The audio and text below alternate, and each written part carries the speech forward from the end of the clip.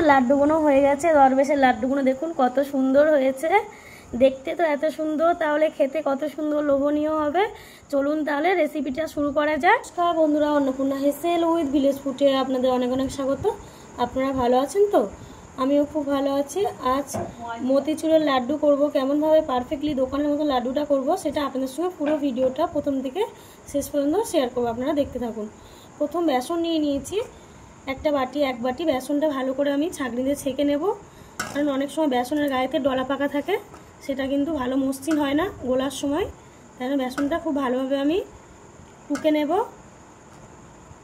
বেসনটা খুব ভালোভাবে টুকে নিয়েছি। আমি 300 গ্রাম মতন বেসন নিয়েছি। সামান্য অল্প একটু নুন দিয়ে নেব।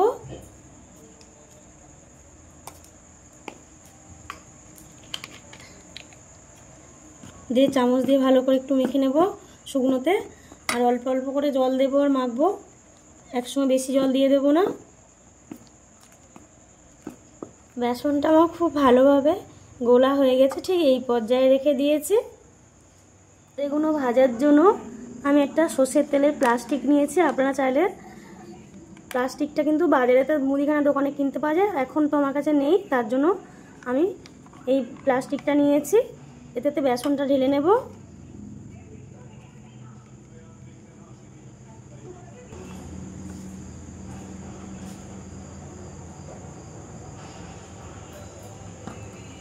কিছুটা ঢেলে নিয়েছি। এবার আমি ছোট করে লিক করে নেব। এখানে প্যাকেটটা অল্প সামান্য করে ফুটো করে নিয়েছি। নিয়ে এবার বুঁদিয়াগুলো ভেজে নেব। তেলটা গরম হয়ে গেছে আমার। এইভাবে ধরে থাকবো বা এরমভাবে দেওয়া যায়। এটা অনেকে টাইট করে মুখটা বাঁধলেও হবে, বা একটা রাবার ব্যান্ড দিলেও বাঁধা হয়ে যাবে। খুব লো ফ্লেমেতে ভাজতে হবে বুঁদিয়াগুলো।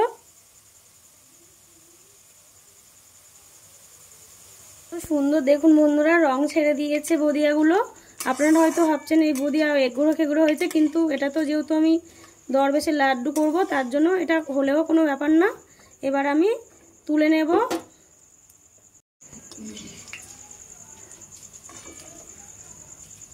তেলটা ভালোভাবে ঝাড়িয়ে নেব।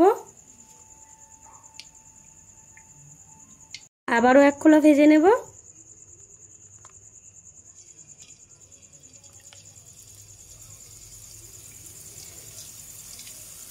গণেশ পূজাতে কিন্তু অনেকে লাড্ডু দিয়ে দেয়। গণেশ ঠাকুর কিন্তু লাড্ডু খেতে প্রচণ্ড ভালোবাসে।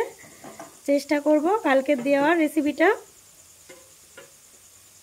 ওরা আমার বুঁদিয়াগুলো ভাজা হয়ে গেছে। এবার আমি লাড্ডুটা করার জন্য চিনির শিরাটা বানিয়ে নেব। শিরাটা করার জন্য জল দিয়ে দিচ্ছি কড়াতে, আর পরিমাণ মতন চিনি দিয়ে দেব।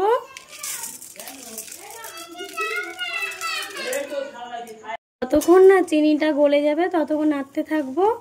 খুব শিরাটা মোটাও হবে না, পাতলাও হবে না, মোটামুটি হবে। এটা ভালোভাবে গলে গেছে। আমি অল্প একটু ফুড কালার দিয়ে দেবো। আমি অরেঞ্জ ফুড কালার নিয়েছি, আপনারা চাইলে অন্য ফুড কালার দিতে পারেন। লাল, হলুদ সব রকম ফুড কালার পাওয়া যায়।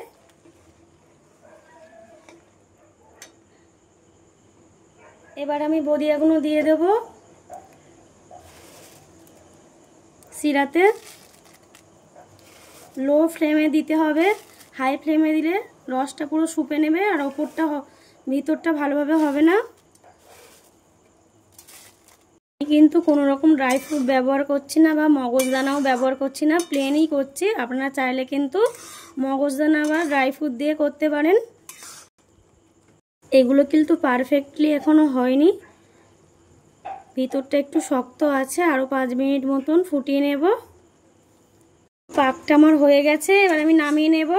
লাড্ডুগুলো করার জন্য লাড্ডুর যে কাগজগুলো নিয়েছি, এই কাগজগুলো কিন্তু বড় মুদিখানা দোকানে বা দশকর্মার দোকানে আপনারা পেয়ে যাবেন।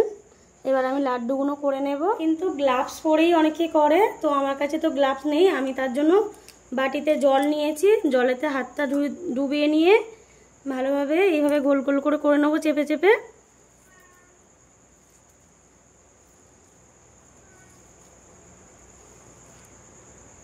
এইভাবে লাড্ডুগুলো সব গোল গোল করে নেব। কি সুন্দর হচ্ছে দেখুন।